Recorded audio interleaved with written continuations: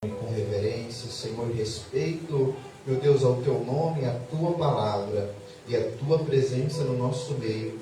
Eu clamo ao Senhor, meu Deus, que este ensino, que este culto, meu Pai, de aprendizado, não venha ser mera informação e conhecimento, mas que venha ser poder de transformação, mudança de mente, conversão de alma perante a tua presença, Jesus. Eu clamo ao Senhor, meu Deus, que o Senhor venha nos ensinar, que o Senhor venha nos capacitar a cumprir o teu querer e a tua vontade. Em nome de Jesus eu te peço, Senhor Deus, e te agradeço. Amém. E graças a Deus. Graças a Deus. Motivo de muita alegria, honra, poder ministrar a palavra do Senhor mais uma vez com meus irmãos. Fico muito feliz com isso. Fico muito feliz com Jesus. E realmente me sinto muito feliz, porque é uma grande responsabilidade, mas a nossa alma ela se alegra por poder realizar esse trabalho aqui perante os irmãos. E aprendendo cada vez mais com o Senhor, né? O Senhor está nos capacitando a gente se enquadrar a fazer a vontade dele mais para frente, né? De uma forma que Ele venha nos conduzir, venha nos orientar para a glória dele, em nome de Jesus. O pastor me pediu para estar passando a sequência do ensinamento em que ele planejou no coração dele, pela vontade de Deus, que são 10 passos para um ganhador de alma. O pastor ele ensinou aqui o primeiro, vocação, o segundo, chamado, o terceiro, estar no campo, o quarto, estar na disposição e o quinto, executar a missão. Eu acredito que eu faltei no terceiro, mas eu estive no primeiro, no segundo e no quarto.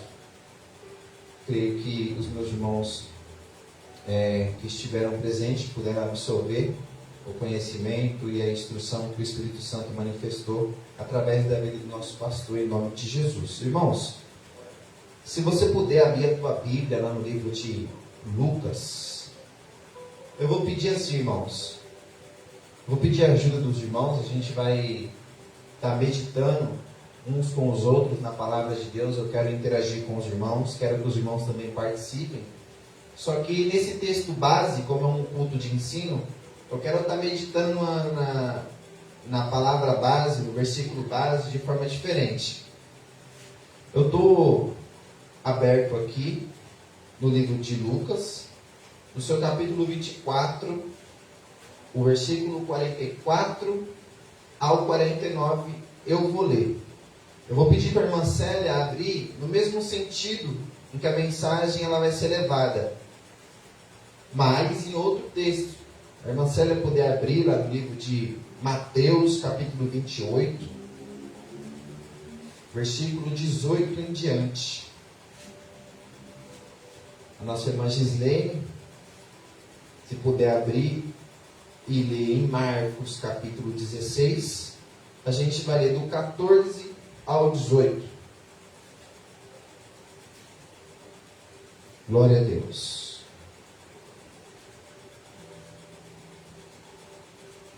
O texto base, irmãos, como os evangelhos, eles foram escritos por 4 pessoas diferentes. Essas pessoas, elas manifestou 4 pontos de vista diferentes. O que é um ponto de vista? É o ponto de onde você está vendo. Cada pessoa ela tem um ponto de vista. Por quê? Você está parada num ponto, em um lugar, e quando você olha até onde o seu olho alcança, o seu olho ele consegue enxergar detalhes e coisas que outra pessoa, num outro ponto de vista, não consegue ver. E o Evangelho de Jesus Cristo foi escrito por 4 pontos de vista diferentes. Cada pessoa olhou de um jeito, cada pessoa sentiu pelo Espírito Santo de Deus em escrever algo de forma diferente dos outros. Por isso que o texto que eu vou usar é o texto da missão, que o Senhor ele prega o ide. A irmã Maria, se puder abrir no livro de João, capítulo 20. Só confirmar. Evangelho de Jesus Cristo, o apóstolo João escreveu no seu capítulo 20, o versículo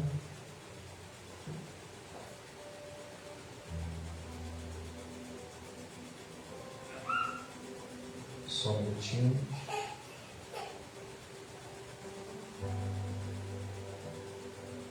Versículo 19 ao 23. Nossa irmã Célia pode ler Mateus 28, 19 ao 20. Preste bem atenção que este é o texto introdutório, irmãos. Graças aos irmãos que é paz do Senhor Jesus, amém? Amém. Portanto, ide, fazei discípulos de todas as nações, batizando-os em nome do Pai e do Filho e do Espírito Santo, ensinando-os a guardar todas as coisas que vos tenho mandado. E eis que eu estou convosco todos os dias até a consumação dos séculos. Amém. Marcos 16, versículo 14 a 18. Pai do Senhor. Amém. Finalmente apareceu aos 11, estando eles assentados juntamente, e lançou-lhes em rosto a sua incredulidade e dureza de coração, por não havendo crido no que o tinham visto já ressuscitado. E disse-lhes: E por todo o mundo pregai o Evangelho por toda a criatura. Quem crer e for batizado será salvo, mas quem não crer será condenado. E estes sinais seguirão aos que creem. Em meu nome expulsarão demônios, falarão nas novas línguas, pegarão nas serpentes, e se beberem alguma coisa mortífera, não lhes fará dano algum. E imporão as suas mãos sobre os enfermos e os curarão. Lucas 24, do 44 ao 49. Disse-lhes: São estas palavras que vos disse, estando ainda convosco. Convia que se cumprisse tudo o que de mim estava escrito na lei de Moisés, e nos profetas e nos salmos.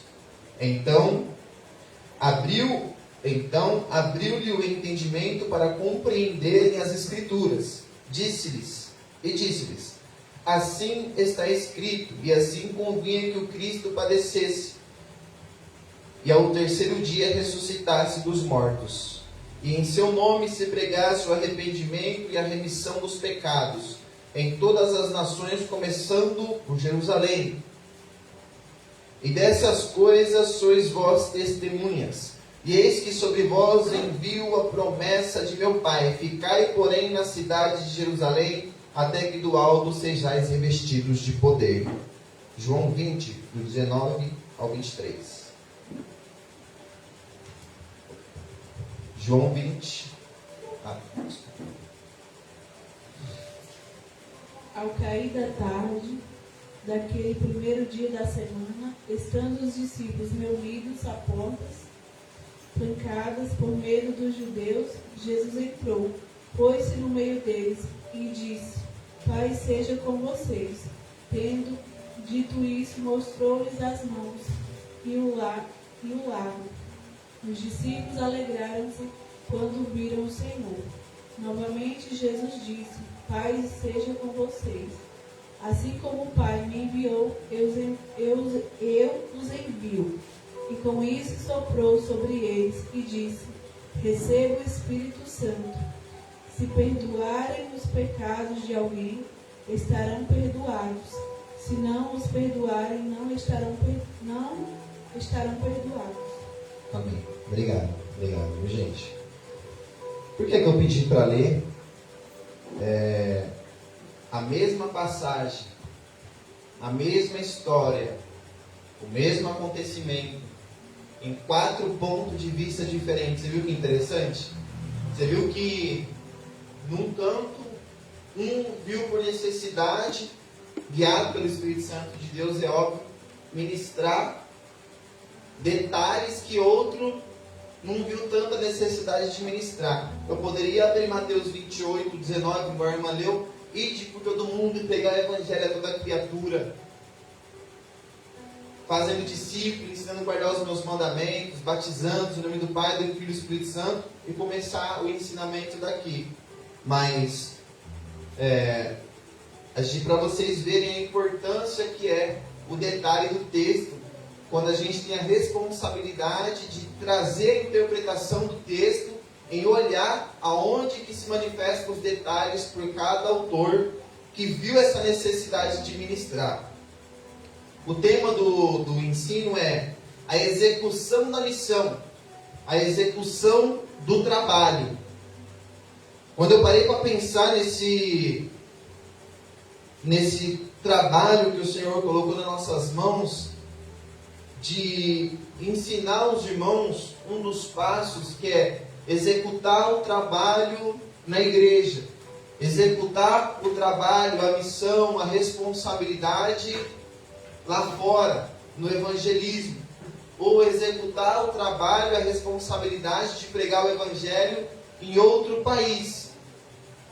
Quando eu parei para meditar nesse contexto de trabalho, eu pude entender que quando você adquire uma responsabilidade, quando você é contratado numa empresa para poder trabalhar, para poder realizar alguma atividade direta naquela empresa, automaticamente, um funcionário responsável, ou até mesmo o próprio patrão da empresa, ele vai te levar a um setor da empresa e ele vai te mostrar aonde você vai trabalhar.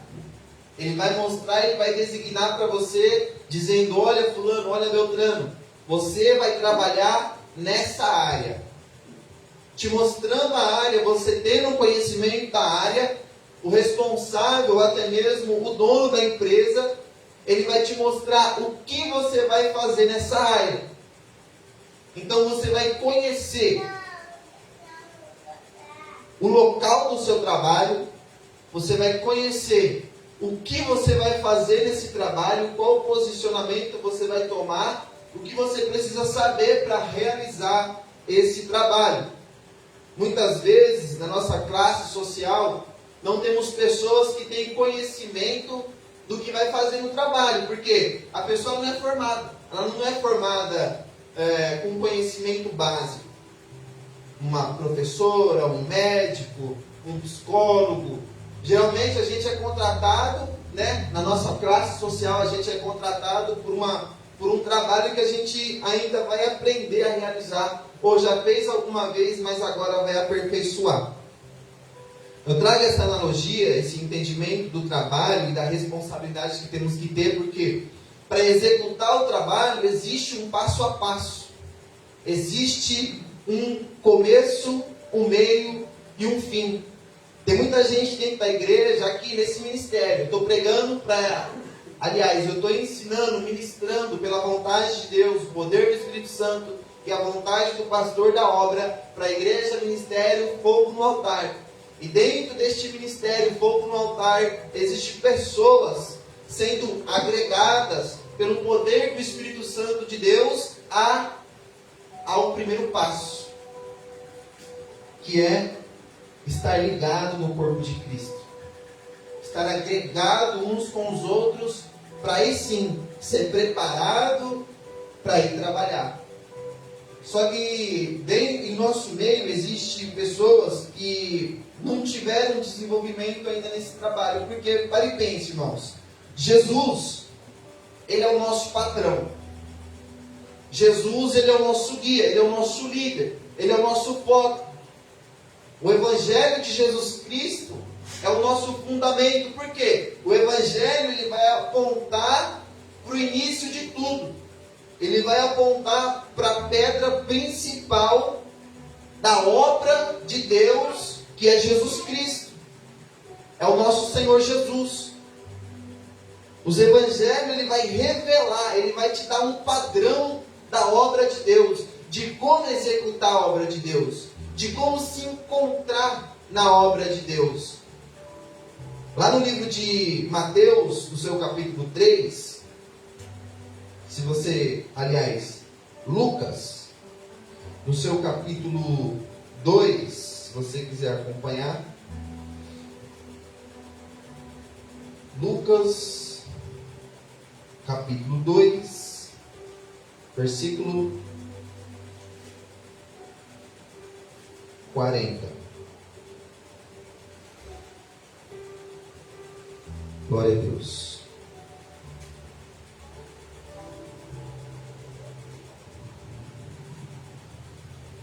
Eu quero ministrar um pouco, meus irmãos, sobre a pessoa de Jesus Cristo.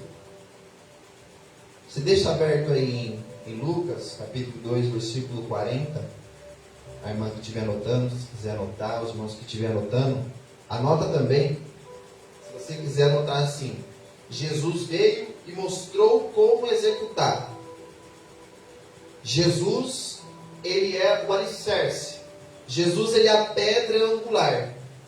Ele é o nosso modelo de nos capacitar, nos ensinar a realizar essa tão grande responsabilidade que é pregar o Evangelho, que é anunciar a verdade do Senhor Jesus Cristo às nações, é executar o trabalho de missões, executar o trabalho de evangelismo, executar o trabalho de amor fraternal de um para com o outro. Ainda falando desse alicerce, ainda falando desse princípio, desse começo, desse modelo que é Jesus Cristo na nossa vida, eu quero ler uma passagem, você não precisa abrir, mas só preste bem atenção. Se você quiser ler e quiser anotar também, lá em 1 Coríntios, do seu capítulo 3, o versículo 10 em diante eu vou estar lendo. Segundo a graça de Deus que me foi dada, pus eu, como sábio arquiteto, o fundamento e outro edifica sobre ele. Mas veja, cada um como edifica sobre ele. Olha o que Paulo está dizendo. Eu, Paulo, como sábio construtor, como uma pessoa que entende que uma casa, que uma residência precisa de uma estrutura. Eu entendo isso, Paulo está falando. Ele fala, eu lanço o edifício sobre este fundamento, sobre ele. Porquanto ninguém pode pôr outro fundamento além do que já está posto, o qual é Jesus. A obra de Deus, irmãos, preste bem atenção nisso. Eu creio que o Espírito Santo de Deus vai ministrar no seu coração uma verdade fundamental. Jesus. Jesus, ele é a pedra principal. Não existe outro. Não existe outro alicerce além de Cristo. Se alguém sobre este fundamento formar um edifício de ouro, prata, pedras preciosas, madeira, feno e palha, a obra de cada um se manifestará. Como que a gente vai executar esse trabalho? Como que você vai executar essa responsabilidade que foi entregue nas tuas mãos para fazer, para cumprir? Em cima do fundamento que é Jesus Cristo, diz: se alguém sobre este fundamento formar um edifício de ouro, prata, pedras preciosas, madeira, feno e palha, a obra de cada um, que cada um executou, se manifestará na verdade, o dia a declarará, porque pelo fogo será descoberta, e o fogo provará qual seja a obra de cada um. Eu aprendi algo durante a minha caminhada curta, cristã, que não tem como eu pregar salvação para outra pessoa se eu não for salvo. Não tem como eu pregar que o irmão tem que manifestar o caráter de Cristo, tem que cumprir o amor fraternal de Jesus Cristo, se isso não se manifestar na minha vida primeiro. Se isso não se cumprir em mim primeiro. Porque diz assim que a obra de cada um se manifestará. Na verdade, o dia a declarará, porque pelo fogo será descoberta. o julgamento começa pela igreja. O reino de Cristo não é um socialismo, irmão. Não adianta você pensar que você vai chegar no céu e vai falar assim, não, lá no céu é igual para todo mundo. É de igual para todo mundo. Todo mundo vai receber a mesma porção. Não é assim, irmão. O julgamento começa pelos da casa.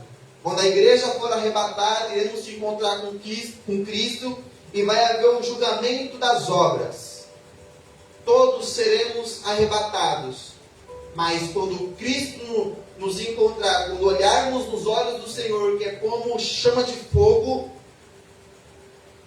vai nos declarar se a obra que você edificou sobre o alicerce é ouro, prata, pedras preciosas, madeira, feno ou palha. E o fogo provará qual seja a obra de cada um. Se a obra que alguém edifica nesta parte permanecer, esse receberá o galardão. Quando você executa um trabalho missionário, evangelístico, uma obra realizada aqui na igreja, juntos, quando você vem pregar o evangelho aqui no culto, é uma obra que você está fazendo. Quando não temos o fundamento que é Jesus Cristo, meus irmãos, quando não manifestamos a vontade e o querer dele, está sendo edificado, está sendo construído algo que vai perecer perante o fogo. Se a obra de alguém se queimar, sofrerá detrimento, mas o tal será salvo todavia como que pelo fogo. Você imagina que você carrega com você as obras que você realizou na terra. Você tem uma construção que ela vai ser provada pelo fogo. Aí você chega diante de Deus com a sua bagagem, no seu trabalho árduo e cansativo aqui na terra. Almas que você teve que cuidar, que você teve que passar por humilhação, tristeza, angústia, para poder apresentar diante de Deus esforços. Aí você chega diante de Deus, o fogo, o olho de Cristo, começa a analisar a sua obra. Começa a provar daquilo que você fez na terra. E a obra que você realizou, talvez é de ouro, talvez é de prata, de pedras preciosas. O Senhor olha como chama de fogo e a sua obra permanece. Ela fica intacta. Aí Jesus olha para você e fala, está aqui o seu galardão. Segundo o que você realizou na terra, a sua obra não se queimou. Mas você imagina o quão frustrante será carregarmos todo o trabalho cansativo que realizamos aqui na terra, pregando a palavra, correndo atrás de almas, deixando de passar certos descansos na nossa vida terrena, certos prazeres, certo momento de ociosidade que é gostoso.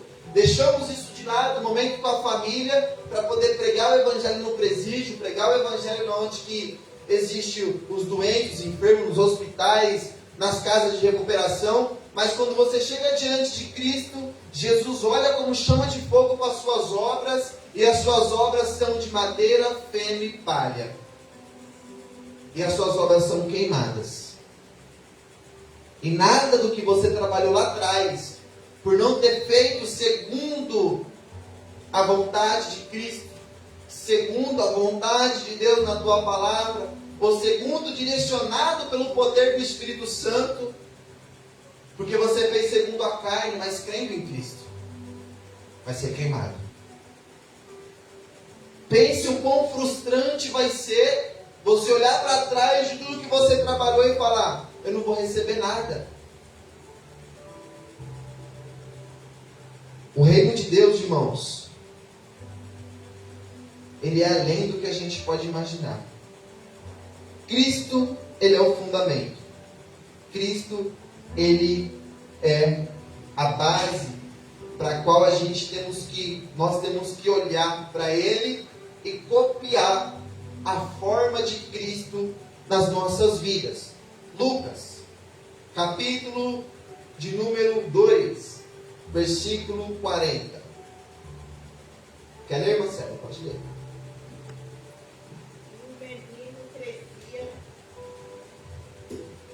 E o menino crescia e se fortalecia em espírito, cheio de sabedoria, e a graça de Deus estava sobre ele.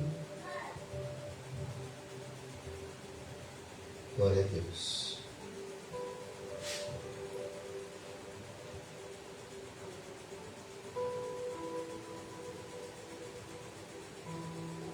Versículo 52. Quer continuar?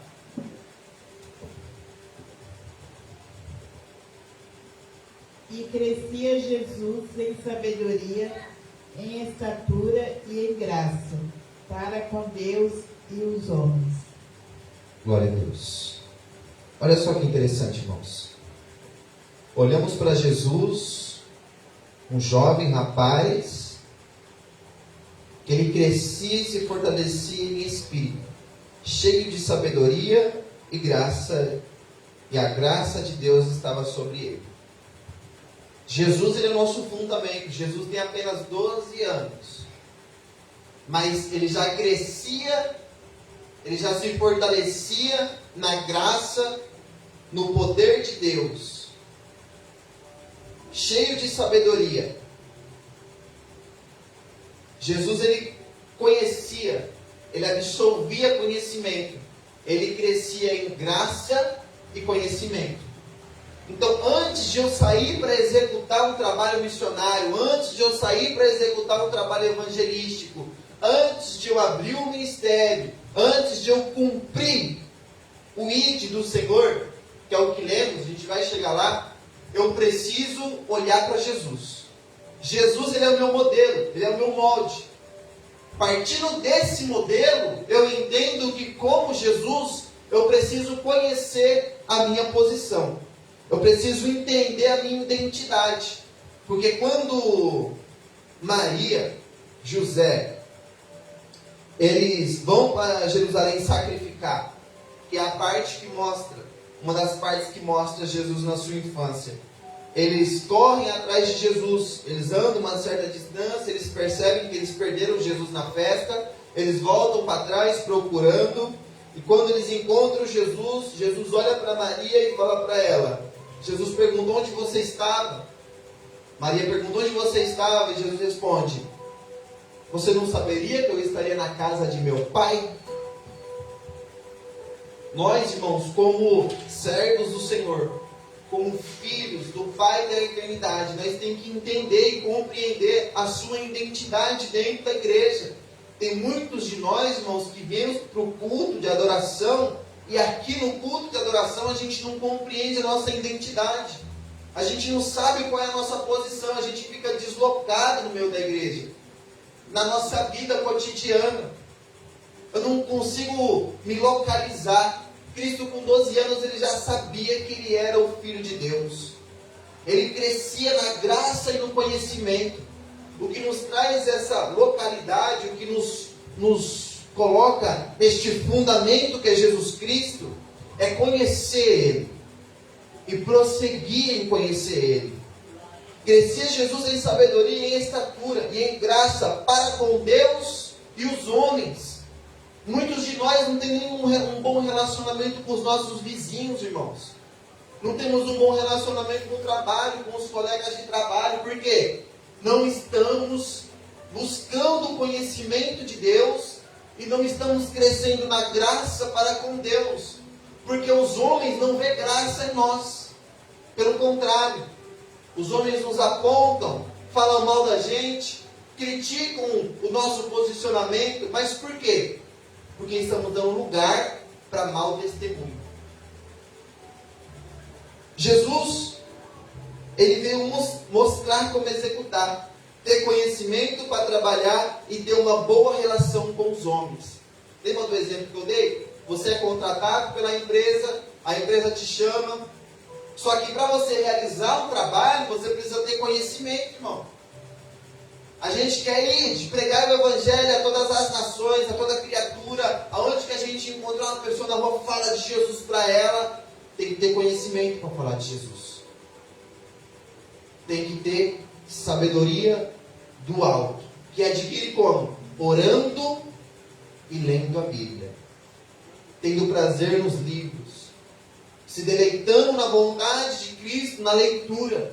Tem muitos de nós, dentro da igreja, que falam assim: orar é melhor do que ler a Bíblia. Uma vez falaram para mim: você tem conhecimento, mas você não tem graça. Ainda bem que você acha que eu não tenho graça. Eu não vim aqui fazer graça. Eu vim pregar o Evangelho. Eu vim falar do amor de Jesus Cristo. Porque o Evangelho é o poder de Deus para a salvação daqueles que creem. Mas por que ele falou isso para mim? Porque ele não veio rodando, sapateando. Eu não estou dizendo que isso não significa que o poder do Espírito Santo está operando na vida de alguns irmãos. Eu estou dizendo que isso é usado como desculpa para não ler a Bíblia. Isso é usado como desculpa por pessoas que não têm prazer na leitura. Então, para ela ficar procrastinando pela sua falta de compromisso com a leitura, fala: é melhor orar do que ler. Quem ora tem mais poder do que lê. Mas a gente não está disputando quem tem mais ou quem tem menos. A gente está mostrando e revelando a verdade do nosso Senhor Jesus Cristo, o que Ele veio nos mostrar como exemplo da sua conduta e do seu caráter. Ele crescia na sabedoria, ele crescia no conhecimento, ele buscava entender as coisas, compreender a verdade. Ele queria conhecer Deus cada vez mais, porque como homem, Jesus é limitado. Reconhecendo a identidade dele como Filho de Deus, unigênito do Pai, ele quer compreender o propósito e o plano de Deus na vida dele para executar com excelência. E qual que é a sua função na igreja? Qual que é o seu propósito? Qual que é o seu foco aqui, irmão? É crescer na graça e no conhecimento. E muitos de nós tomamos uma responsabilidade na igreja, eu digo o púlpito. Tomamos um púlpito, que é uma grande responsabilidade, porque daqui vai proceder a palavra de Deus ao coração do visitante que está presente, do membro novo convertido. E diversas vezes, irmãos, temos pregados um evangelho laico, um evangelho sem fundamento, no caráter e na responsabilidade que temos que ter uns com os outros. Cristo, ele mostra com a sua conduta, ele fala: olha, para mim trabalhar na missão, para mim cumprir o ID do Senhor, porque ele tinha 12 anos, Jesus não começou o ministério dele. Antes de ir para o ID, antes de ser conduzido para o deserto, para aí sim começar a pregar, realizar o seu primeiro milagre no casamento, com 12 anos ele crescia na graça e no conhecimento. Temos que rever os nossos conceitos em relação a pregar o evangelho lá fora. Temos que rever, porque temos irmãos no nosso meio que precisam ser fortalecidos. Os irmãos têm conhecimento, têm sabedoria, mas precisa ser fortalecido. Precisa alcançar uma robustez maior do conhecimento da palavra de Deus, com fundamentos doutrinários. A igreja, a Assembleia de Deus, o Ministério Fogo no Altar, precisa ter pontos doutrinários que possa defender com unhas e dentes perante os que estão lá fora. Irmão, o diabo ele não brinca de ser diabo. Ele tem muito mais conhecimento do que todos nós juntos aqui. Mas o Senhor é muito mais poderoso e nos capacita a pregar o Evangelho com sabedoria, guiado pelo poder do Espírito Santo de Deus. Jesus ele cresce. Durante 18 anos a Bíblia não dá registro da vida de Jesus. Dá o primeiro registro com 12 anos, mostra que ele crescia na graça e no conhecimento. Ele era agradável perante Deus e perante os homens. Então o primeiro requisito, ter conhecimento, graça. Deus se agradar de você e os homens também vê graça em você. Aí, o texto vai mostrar, glória a Deus,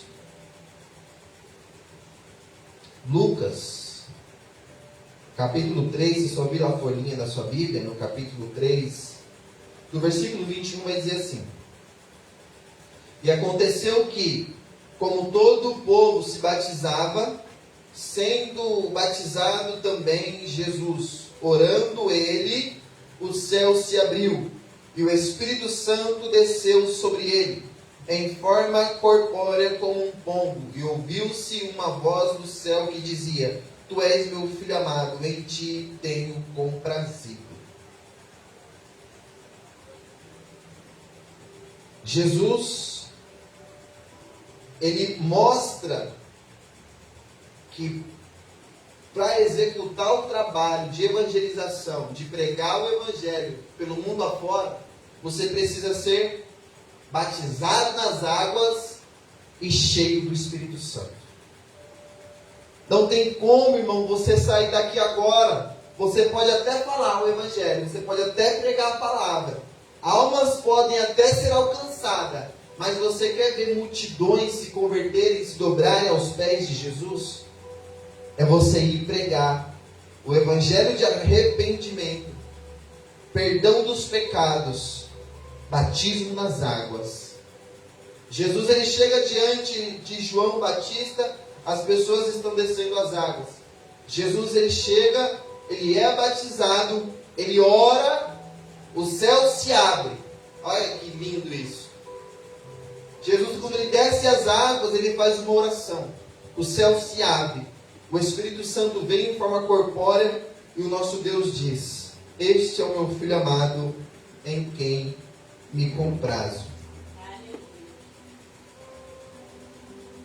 Para você fazer e executar o trabalho de forma excelente, do jeito que a vontade de Cristo quer na sua vida, você precisa ser batizado, cheio do Espírito Santo. É o segundo pré-requisito para você sair lá para fora. Mas, irmão Victor, é ser batizado no Espírito Santo? Não, é ser cheio do Espírito Santo. Não adianta você ser batizado no Espírito Santo e não ser cheio do Espírito Santo. Tem muita gente no nosso meio que realmente é batizado no Espírito Santo. Temos a evidência do falar em línguas, a evidência da manifestação de alguns dons espirituais, mas ela não é cheia do Espírito Santo. Parece contraditório, né, irmãos? Mas a palavra de Deus, ela nos mostra isso.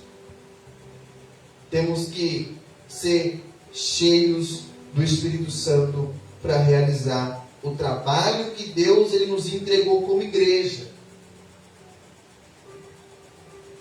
Jesus foi provado para executar o trabalho.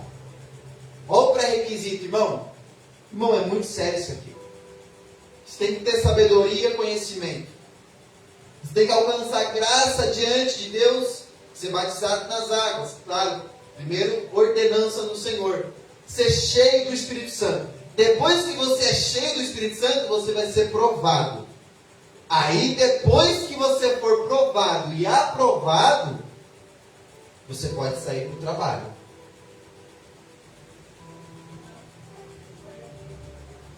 Jesus foi provado para executar o trabalho.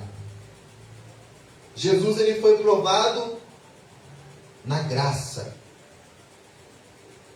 Lucas ainda, no mesmo livro, você só olha uma folhinha do lado, no capítulo 4, diz: E Jesus, cheio do Espírito Santo, voltou do Jordão, ou seja, foi batizado, voltou do Jordão e foi levado pelo Espírito ao deserto.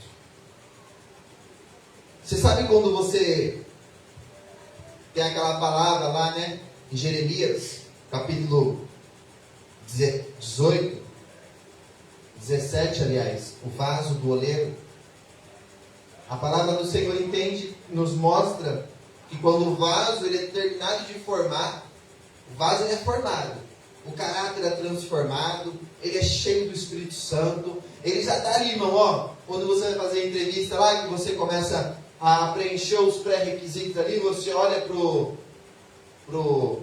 papel que você está preenchendo e está tipo aquela setinha verde, tudo certo, tá certo, tá certo, é tudo o que eu quero, são os pré-requisitos que eu necessito para que essa pessoa trabalhe na minha empresa, ela realize, ela execute o trabalho aqui dentro. Só que ainda tem um porém. Depois que esse vaso ele é moldado, ele é preparado, ele tem os pré-requisitos, ele é jogado no fogo. No fogo, ele vai começar a secar. Secar, secar, secar. Se aquele vaso ele tiver uma trinca, ele já não serve para a obra. Se a pessoa tiver uma deformação, se a pessoa tiver um pecado, se ela não tiver constante na obra, ela não serve. Tem muita gente no nosso meio que ele não é constante. Não é constante na obra. Então, de certa forma, no vaso do oleiro, o oleiro tira o vaso, ele amassa o barro e começa de novo. Porque ele não está preparado para sair lá para fora, para executar o trabalho lá fora. Ele não está ainda perfeito como Deus ele quer, para sair lá para fora, para ser usado como um vaso de honra. Ainda não é o tempo. Ainda não chegou o momento. Porque precisa ser moldado. Irmãos, eu vejo orando ao Senhor, buscando a face do Senhor Jesus Cristo, em prol do ministério. Nós precisamos criar raízes, irmão. Precisamos alcançar de fato Jesus Cristo no nosso oculto, no escondido, num grupo, numa reunião, clamando, buscando a face do Senhor, para que o Senhor nos coloque à prova, nos provando, nos capacitando para sair para fora, e aí sim ser um vaso de honra. Porque quando Cristo designa, irmão, quando Cristo ele manda, você vê no livro de Atos, que a gente vai chegar lá, mas você vê também em alguns irmãos por aí afora, ministérios que Deus, ele capacitou pessoas, ministério de cura, e fora do país, fora do mundo, Coreia do Sul. Dá uma pesquisada, irmão. Igrejas que precisam pedir para os membros ficar em casa para que os novos convertidos consigam cultuar, porque não tem espaço. São almas e vidas sedentas pelo Evangelho, pela palavra do Senhor. Mas por quê? Porque estão cumprindo a vontade do Espírito Santo de Deus, que é ser cheio do conhecimento, da verdade, do Deus Todo-Poderoso. Tendo um compromisso no batismo nas águas e no batismo no Espírito Santo. Sendo cheio do Espírito Santo e cumprindo a vontade do Senhor depois de ser provados pelo Senhor. Jesus, ele foi provado no conhecimento. Jesus ele é provado, ele é levado. Jesus cheio do Espírito Santo, voltou do Jordão e foi levado pelo Espírito ao deserto. Ele é provado na sua essência em ser conduzido pelo Espírito Santo, nos mostrando que temos que ser conduzidos pelo Espírito Santo. E o Espírito Santo ele vai te conduzir ao deserto. Eu aprendi esses dias que a palavra no hebraico, eu não sei pronunciar, mas deserto vai significar aonde Deus fala. Aonde você tem um encontro com Deus. Irmão, quando você está com Deus, o deserto, ele se torna um manancial. Ele se torna um lugar de prazer, de alegria. Porque aonde Deus estiver com você, Ele não vai te deixar cair na depressão, na tristeza, na angústia. Pelo contrário, você vai sorrir de alegria. Você vai chorar de contemplação. Porque Deus está contigo. E Jesus é provado no conhecimento. Quando Satanás chega diante dele, transforma essas pedras em pães. Jesus fala, está escrito. E Satanás fala para ele, se você jogar daqui, está escrito, que os seus anjos darão ordem a teu respeito. Jesus fala, está escrito, não provarás o Senhor teu Deus. Você entende que quando você está assentado na sua mesa, na sua casa, com a sua Bíblia aberta, ou lendo um livro, você está criando uma raiz, você está criando um fundamento firme. Aliás, você está criando em cima de um fundamento uma obra que vai durar, uma obra que vai permanecer. Porque mais para frente, irmãos, você não sabe o que você vai enfrentar. Você não sabe aonde que Deus vai te levar para te provar. Porque às vezes a gente pensa que é só sair lá fora e pregar o Evangelho e falar do amor de Jesus Cristo que as almas vão se converter. Aí você dá de cara com uma pessoa que é ateu, ou até mesmo com um judeu ortodoxo, e ele começa a pregar para você que Jesus Cristo não é Deus. Ele começa a te ensinar dentro da tua Bíblia aquilo que você acreditava que era verdade, agora você tem dúvida daquilo que você crê. E aí o diabo ele começa a plantar semente no seu coração, e você já não mais crê no que o pastor prega no púlpito, e você já não enxerga mais o amor de Jesus Cristo perdoando os seus pecados, e agora você começa a se afastar da verdade de Jesus Cristo. Eu falo isso, irmãos, porque eu comecei a fazer, por isso que muitas pessoas que vão fazer teologia, elas se esquivam. Por quê? Não tem conhecimento básico, sólido, e vai querer buscar algo mais difícil de absorver. E eu comecei a ler aqueles livros, eu comecei a ler e eu falei, gente, que loucura! Que loucura! Em relação a Jesus, ao Espírito Santo, à Trindade, à Igreja, é coisa que realmente é diabólica, não a teologia, irmãos. Mas o que Satanás fez para corromper o conhecimento da igreja lá no passado. Levantando certos homens, líderes religiosos, que pregavam contra a divindade de Cristo. Jesus não é Deus, Ele é um profeta. E o inimigo de nossas almas, ele está lutando constantemente para corromper o cristão que tem pouco conhecimento. Eu falo isso, irmãos, porque a base é Jesus. Jesus, ele crescia na graça, no conhecimento. Isso não está vindo de mim, está vindo de Cristo, saltando das palavras, saltando da Bíblia, para o meu e para o seu coração, para fortalecermos no conhecimento da verdade, porque Cristo foi provado, o próprio Cristo foi provado por Satanás no deserto, o conhecimento da verdade.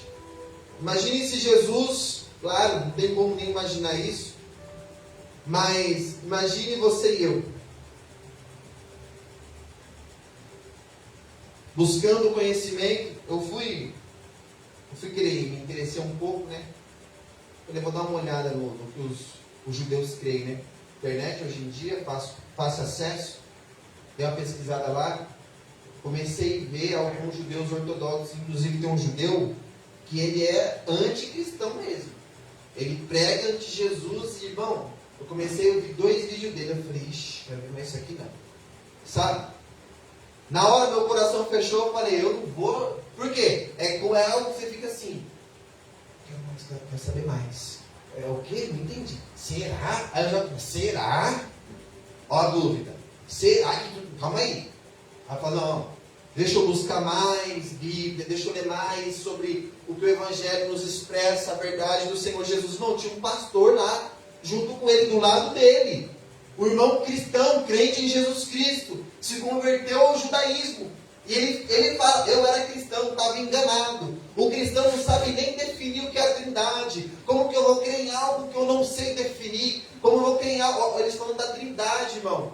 Entendemos que se Deus ele fosse um Deus que pudéssemos compreender Ele não seria transcendente, ilimitado. Seria um Deus limitado ao nosso conhecimento.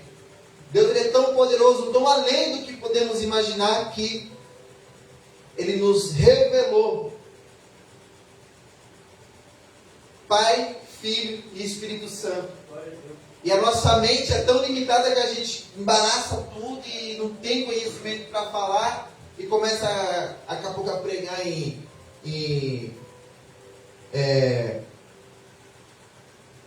politeísmo, né? Adoração a 3 deuses. Aí o outro já fala e já vamos entrar na teoria da Trindade. Esse não é o nosso foco. Mas o conhecimento, se você buscar sobre isso, nas Escrituras tem, em livros tem, que vai te trazer uma base sólida para você defender a sua fé cada vez mais. O foco é, Cristo foi provado no conhecimento. Temos que agir, irmãos, de forma sábia e inteligente, racional e não emocional. Muitos de nossos problemas no nosso meio é o emocionalismo. Eu começo a mexer com a sua emoção, começo a mexer com a sua capacidade emocional, você começa a entender que aquilo é uma manifestação do Espírito Santo e na verdade não é. Sabe por que não é? Porque não está trazendo mudança para a sua vida. Não está trazendo capacitação para você pregar o Evangelho, cumprir o ID. Mas quando olhamos de forma racional e inteligente para a vontade de Deus nas Escrituras e cumprimos e realizamos e apalpamos e tocamos, aí podemos sair lá fora como testemunhas e falar: eu apalpei, eu toquei, eu vi, eu senti, eu compreendi. Esse Deus está aqui, essa verdade é essa, é essa e essa. Você também pode. Voltando para a base que eu li, olhando agora esse parâmetro, essa pequena introdução que eu trouxe sobre a base que é Jesus Cristo, vamos olhar agora o texto base que eu li com os irmãos, que é o livro de Lucas, no seu capítulo 24, do 44 ao 49. Eu preferi pegar o livro de Lucas por alguns motivos. Existe uma riqueza de detalhes, mas também o livro de Marcos já complementa um pouco isso, porque o de Mateus é ir de pregar o evangelho a todas as criaturas, ensinando-as a guardar, ensinando-as a guardar os meus mandamentos, né? Pregando em nome do Pai, do Filho e do Espírito Santo, fazendo discípulos por todas as nações. Então tem verdades fundamentais lá sim, detalhes, mas aqui no livro de Lucas, no seu capítulo 24, versículo 44 ao 49 diz: vamos meditar junto, de forma bem rápida, para a gente acabar no horário. E disse-lhes: são estas palavras que vos disse, estando ainda convosco. Convia que se cumprisse tudo o que de mim estava escrito na lei de Moisés e nos profetas e nos salmos. Então abriu-lhes o entendimento para compreenderem as Escrituras. Jesus, ele transmite o conhecimento que ele tem para os seus discípulos. Para que a igreja? Para que a igreja tenha conhecimento. Para que a igreja tenha entendimento da verdade dele sobre o que ele haveria de designar para aqueles homens realizarem mais tarde. Disse-lhes: assim está escrito, e assim convinha que o Cristo padecesse, e ao terceiro dia ressuscitasse dos mortos.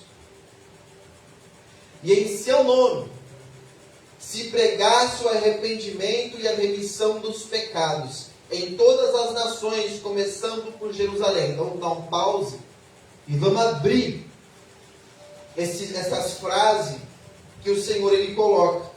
Preste bem atenção, irmãos.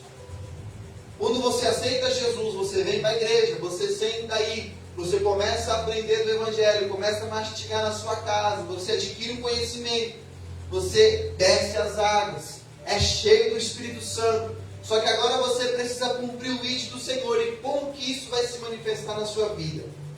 Primeiro Jesus, o autor, ele vai escrever: em seu nome se pregasse o arrependimento. Em nome de Cristo, pela manifestação e o poder do nosso Senhor Jesus atuando na vida do ser humano, venhamos ter essa verdade arraigada, enraizada no nosso coração, para a gente sair lá para fora e pregar: arrependei-vos, porque é chegado o reino dos céus. A mensagem do Senhor Jesus, do poder do Espírito Santo na nossa vida, para a conversão das almas é: arrependei-vos, porque é chegado o reino dos céus.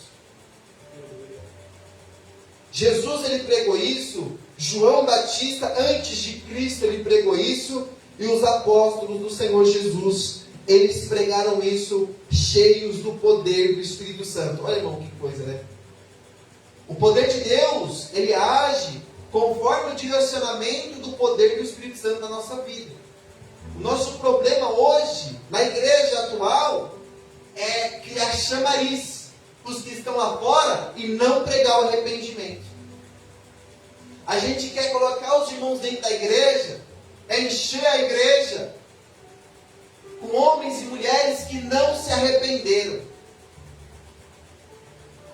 Temos que confrontar o pecado com a justiça, com a verdade, para que homens e mulheres sejam purificados, reluzentes, no meio da igreja, capacitados para pregar o Evangelho do nosso Senhor Jesus Cristo de forma ousada, alegre e constante.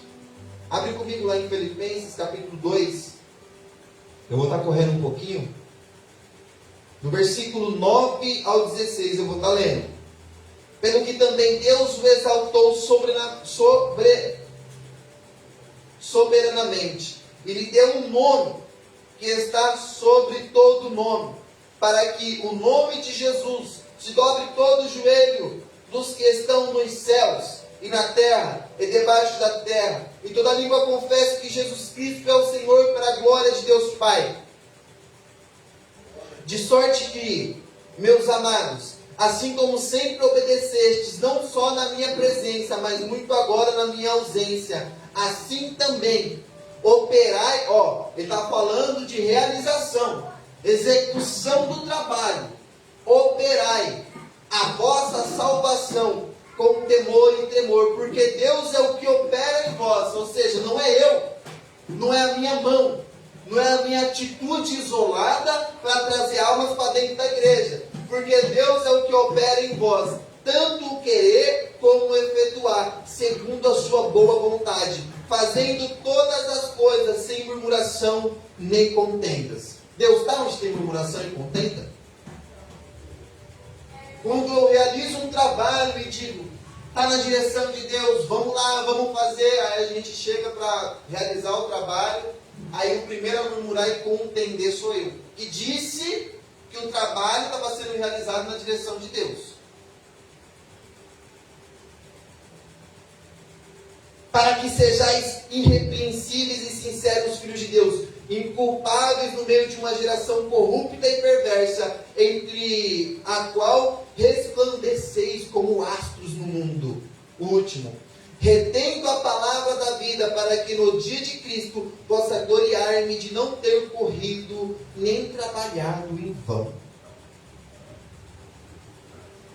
O texto diz, em seu nome, no nome de Cristo, no nome do Senhor Jesus, que foi dado acima de todo nome, fundamentado no testemunho no meio da igreja, uma igreja santificada, pura, que brilha como um astro no mundo. A mensagem que você vai pregar, depois que você for no nome de Jesus, na direção do Espírito Santo de Deus, a mensagem que a igreja vai pregar, mensagem de arrependimento de pecado. Atos 26, 18. Se o irmão Bruno quiser abrir para mim lá, por favor, em 1 Pedro 2, 25. Atos 26, perdão. Atos 26. Se alguém achou Atos 26, pode estar lendo. Eu estou procurando aqui também.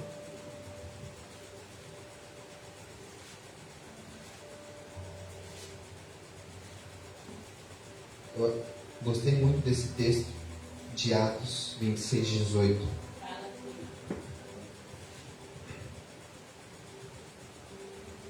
Para lhe abrir os olhos e das trevas nos converter à luz e do poder de Satanás, a Deus, a fim de que recebam a remissão dos pecados e sorte entre os santificados pela fé em mim. 1 Pedro 2, 25. pois vocês eram como ovelhas desgarradas, mas agora se converteram ao pastor e bispo de suas almas. Qual é o primeiro passo para me executar uma boa mensagem guiada pelo Espírito Santo de Deus? Eu li Filipenses 2, do 9 ao 16.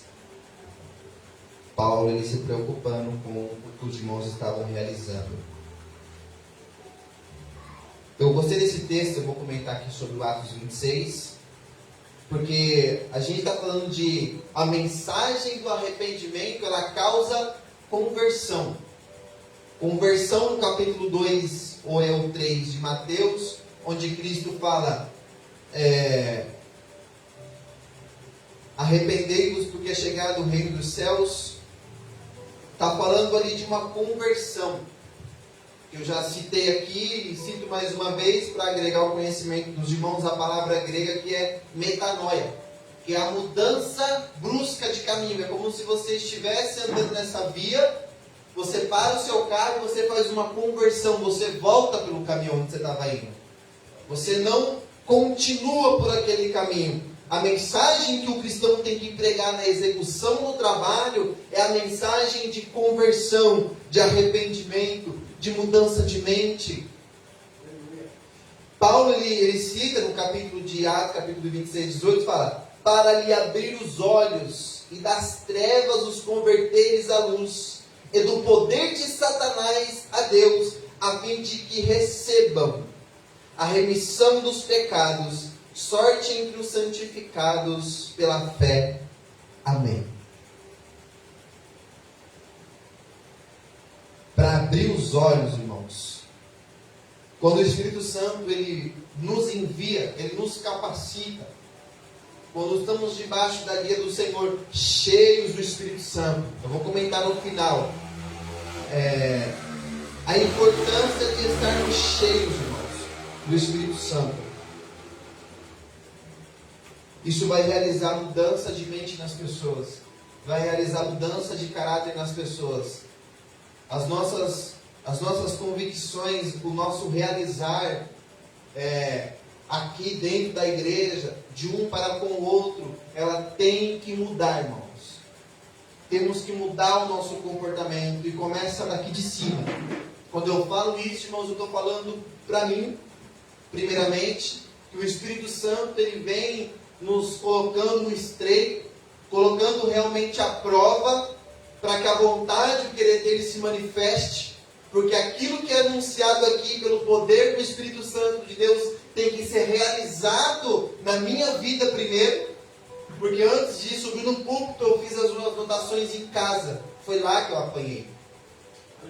Foi enquanto eu meditava que o Senhor falava para mim assim: quem tem que fazer é você, quem tem que cumprir é você. Ah, Senhor, mas a irmã do outro lado, mas o irmão do outro lado, mas o pastor. Eu estou cobrando de você. Eu vou cobrar dele. Eu vou cobrar dela. Você tem que cumprir a sua parte, para que as pedras elas começem a ser ajustadas e o altar ele começa a ser montado de forma organizada, para que o poder de Deus ele caia no meio da igreja e sejamos cheios, de fato, cheios do Espírito Santo. Porque o Espírito Santo ele não vem agir, irmão, na sua vida individual. Os dons espirituais não é para mim individualmente. O dom espiritual, o Espírito Santo de Deus é para a igreja, numa unidade. É para a igreja toda, é para todos serem cheios. Quando todos estão com um só coração, um só propósito, buscando a face de Deus. O texto de Lucas, ele fala assim: em seu nome, no nome de Jesus, com autoridade, poder e ousadia, se pregasse o arrependimento, a conversão do pecado, a mudança de mente, o se esquecer do passado, não vivo mais eu, mas Cristo vive em mim. O arrependimento, quando você se arrepende, você muda, você transforma, você não fica mais na prática do pecado. Irmão, a nossa igreja estamos vivendo num período realmente de divisor de águas, que é o sentido de você tomar uma atitude perante o pecado, rejeitar o pecado, abominar o pecado, não aceitar o pecado de forma nenhuma dentro da igreja. Mas é para mim que sou liderança, é para o pastor que está aqui na frente do ministério que tem que tomar atitude? Sim, também. Cada um tem que cumprir com a sua responsabilidade. Ah, mas isso está criando uma raiz de amargura no meu coração. Expõe ela, para que morra. Nenhuma raiz exposta sobrevive. Você já viu alguma raiz exposta sobreviver? Raiz exposta sobrevive? Não sobrevive. E Satanás, ele tem lançado nos nossos corações raízes de amargura. O que a gente faz? Esconde. Num lugar bem quentinho. Onde ela vai conseguir crescer, se enraizar. Aí você não consegue nem olhar para a cara mais do irmão. Por quê? Está enraizado, raiz de amargura, de tristeza, de opinião, de preconceito. E não consegue chegar no irmão e falar: irmão, eu penso de você assim, assim, assim, assim. Eu preciso falar para que o diabo ele não cause divisão no meio de nós. É assim que tem que ser feito. Só que quando a gente expõe algumas raízes de amargura perante alguns irmãos, o que acontece? O outro se escandaliza. Nossa, mas você viu o jeito que a irmã falou? Nossa, mas aí gera na outra pessoa que não é arrependida, que não tem uma mudança de mente. Aí o que a gente faz? Como uma só igreja, como um só corpo, que vê o pecado, que vê o câncer, que vê a doença. A gente faz o quê? A gente manifesta com febre, com dor. Para quê? Para que seja tratado, para que seja expulso do corpo se for necessário. Para que o corpo se mantenha saudável, sadio. Para pregar uma mensagem de arrependimento, tem que ter arrependimento aqui primeiro. Uma mensagem para o perdão de pecados. Irmão, o pecado, pode ficar à vontade, cara.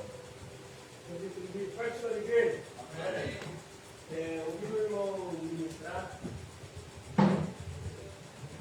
me trouxe a lembrança, né, esse testemunho que quando eu estava no mundo, desviado, afastado, tribunoso, e eu vim até aqui a porta da igreja, e de uma forma soberba.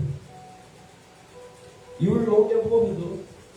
E mesmo eu sendo arrogante como você naquele dia, Barão, tu agiu normal. Sabe? Então, enquanto o irmão está ministrando os estudos, a minha alma está se alegrando. Porque eu falei: Jesus, eu preciso falar isso.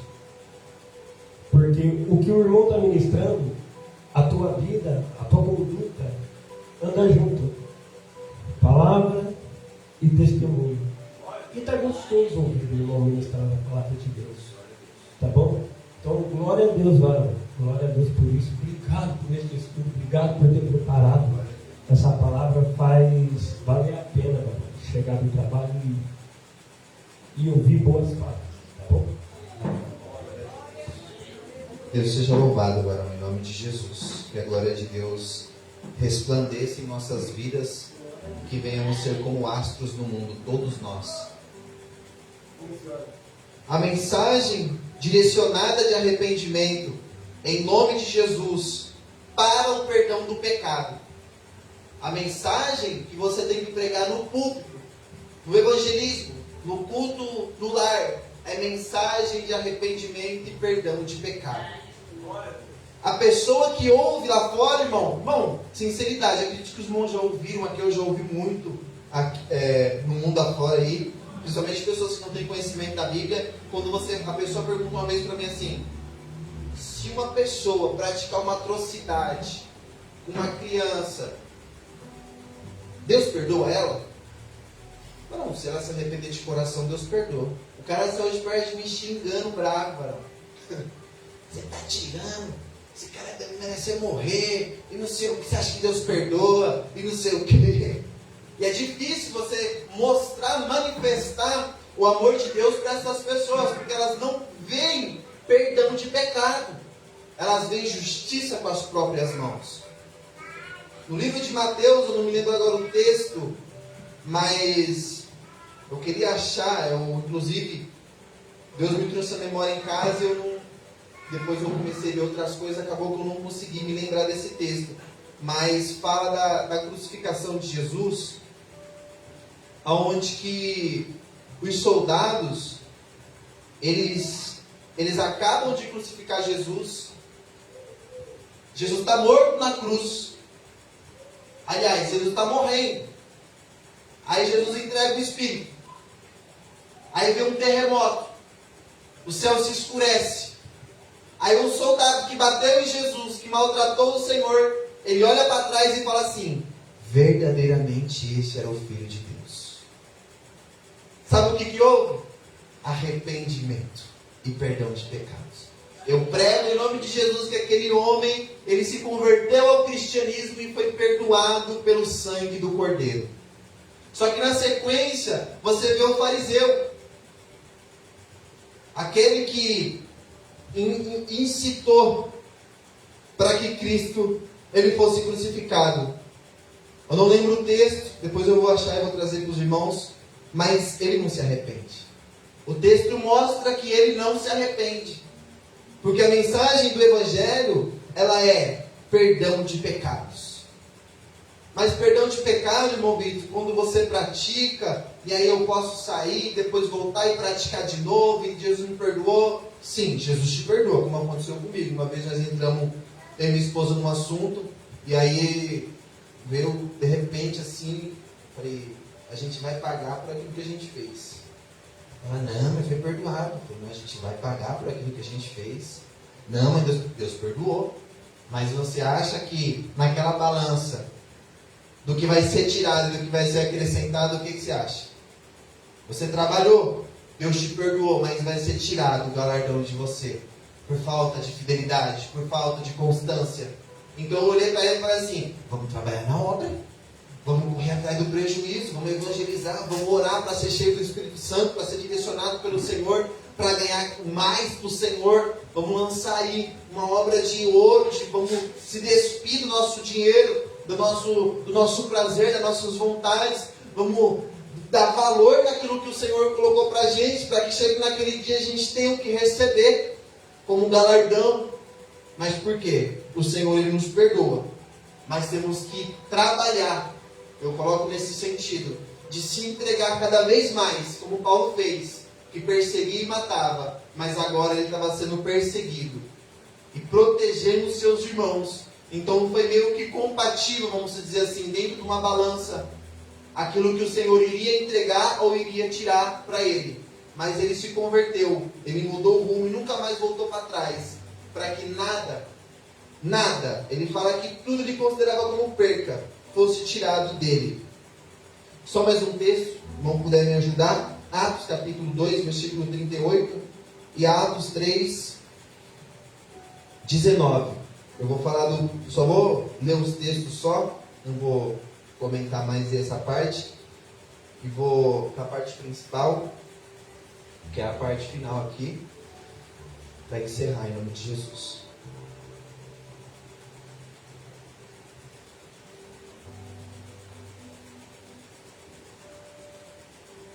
Se vocês acharem, podem ler, tá?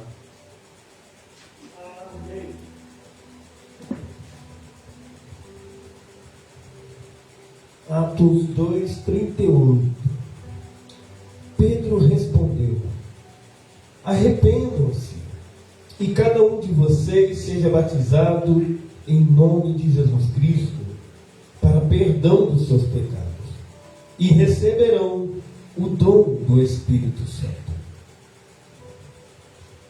Atos 3, 19.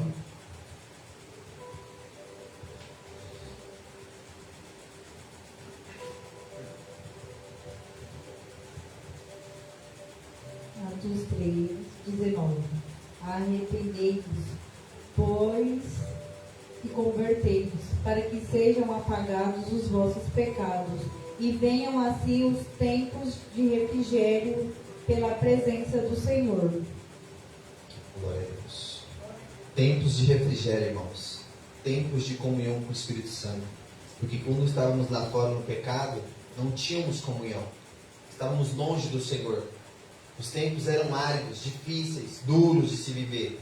Mas quando o Senhor, Ele nos dá essa oportunidade de alcançarmos o arrependimento, o perdão dos nossos pecados, o significado do batismo, hoje ele perdeu o significado. Hoje a pessoa sente para batizar, mas não batiza de forma racional. Porque está movido pelo sentimento e não pela verdade que fundamenta o ensino do batismo, o arrependimento do pecado, o arrependimento para o perdão do pecado. Hoje na igreja, irmão, a gente faz certificado de salvação. O pregador, ele falta da pulo de alegria se uma alma se converte. Realmente, temos que se alegrar. Mas aquela alma que se alegrou, que se converteu ao Senhor, que aceitou Jesus, que recebeu o Senhor aqui, ela precisa se arrepender dos pecados. O que é se arrepender dos pecados? É quando você e eu participamos da vida dela, mostramos com a nossa conduta, num discipulado de um com o outro, que ela precisa mudar de mente, mudar de pensamento, para aí sim ser convertida de fato, ser uma pessoa diante de Deus e seja transformada, mudada. Essa é a execução do trabalho para nós. Versículo 47, para terminando aqui. E em seu nome se pregasse o arrependimento e a remissão dos pecados em todas as nações, começando por Jerusalém. E dessas coisas sois vós testemunhas. E eis que sobre vós envio a promessa de meu Pai.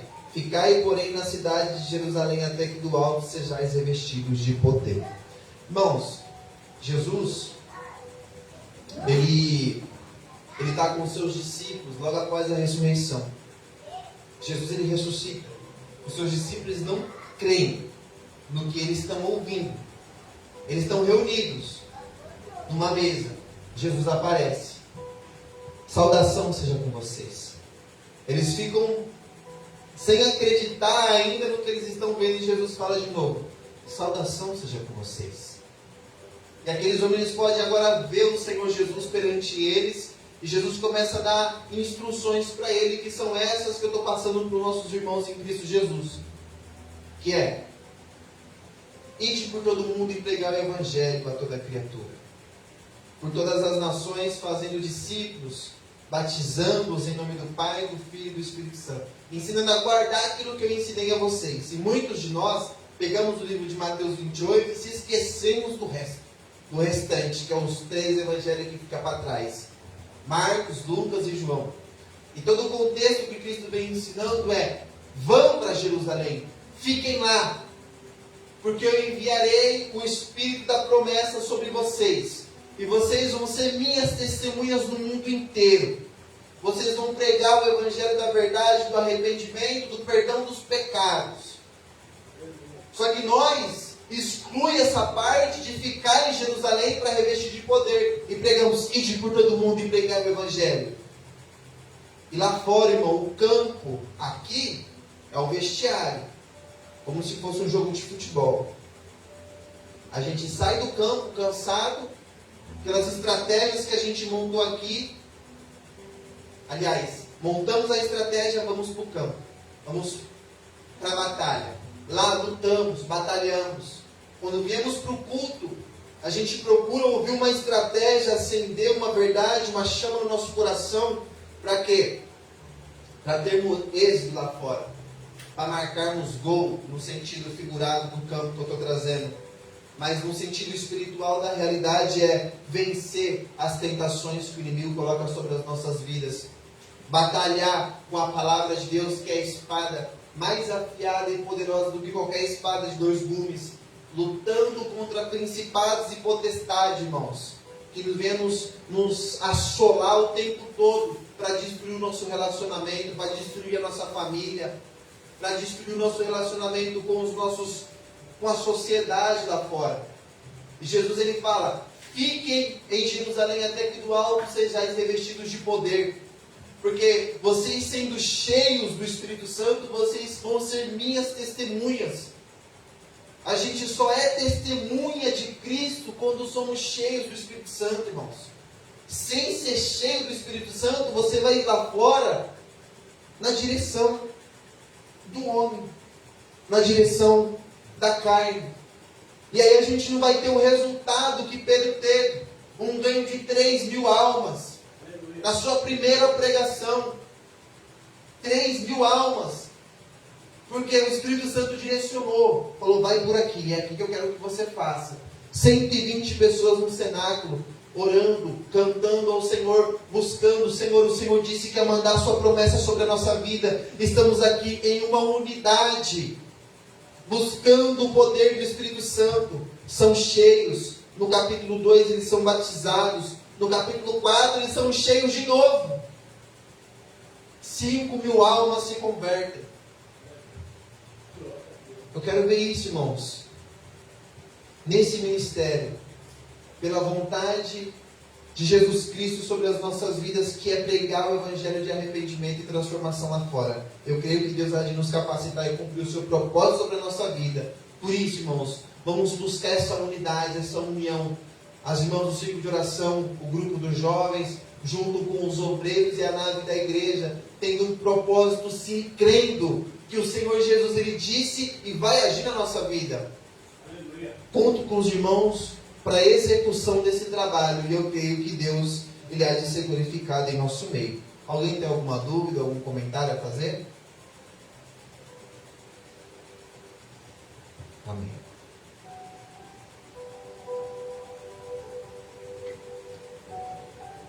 Peço perdão, a gente passou 20 minutos do horário. Eu não costumo passar esse tanto de tempo. Peço perdão para os irmãos.